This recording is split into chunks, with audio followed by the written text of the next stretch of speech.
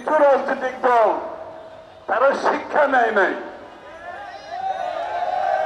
তারা শেখ হাসিনার কাছ থেকে ওই বদভ্যাসগুলো এখনো বাংলাদেশে চালু রাখতে চায়।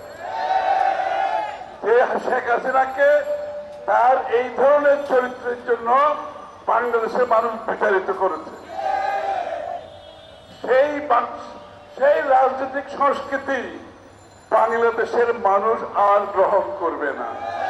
যারা ব্যক্তিগত চরিত্র হননে নেমেছে,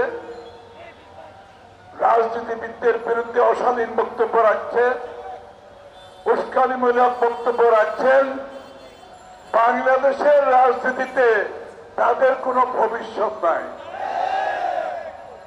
বাংলাদেশের মানুষ আজকে ভিন্ন রাজনীতি দেখতে চায়, সুষ্ঠু সম্মানজনক রাজনীতি দেখতে চায়।